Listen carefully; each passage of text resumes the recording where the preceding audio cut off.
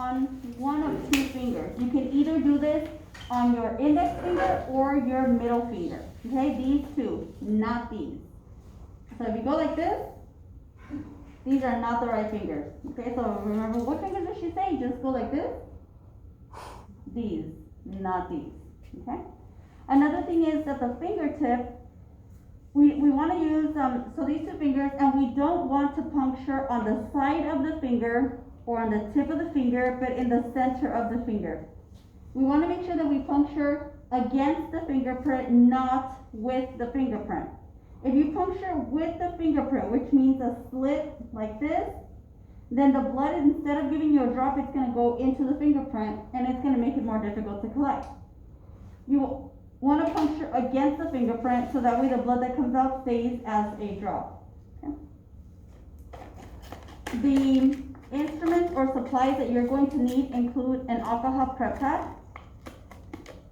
They include gauze.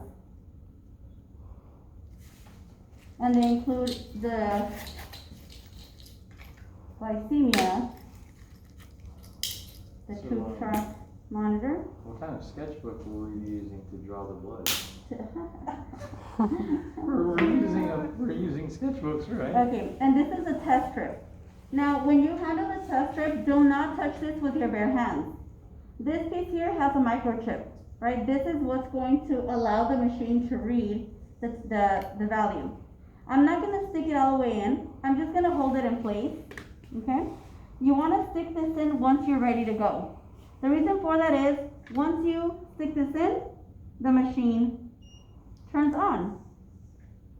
And you want to make sure that you wait for the machine to actually ask you for the drop of blood. If you wait too long, it's going to give you an error code. So, and also, you don't want to put the drop on top of the strip. You don't want to put it over, the strip over the blood. You don't want to put the strip under the blood, or you don't want the drop on top or below. You want to just bring the strip literally to the drop, and it'll automatically suction in the amount of blood that it needs.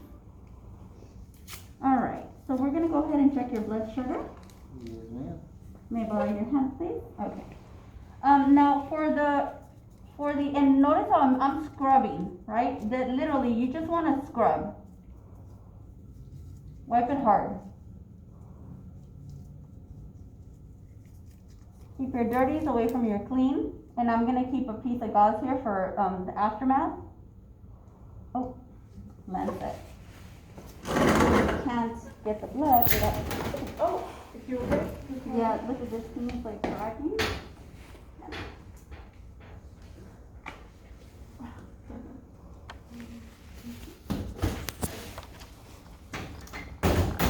You can't get your blood unless you poke your finger with a needle.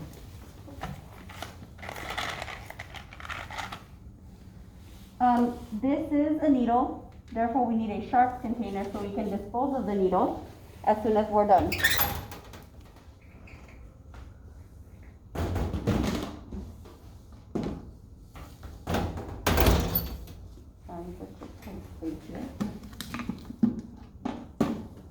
And the needle you do want to dispose of immediately after you use it.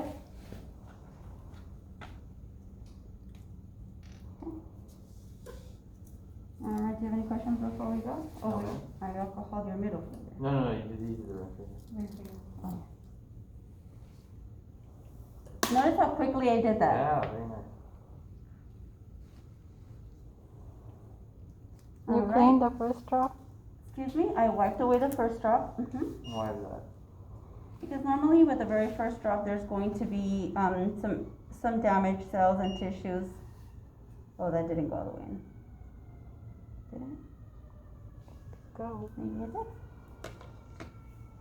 And we just wait. It takes 10 seconds.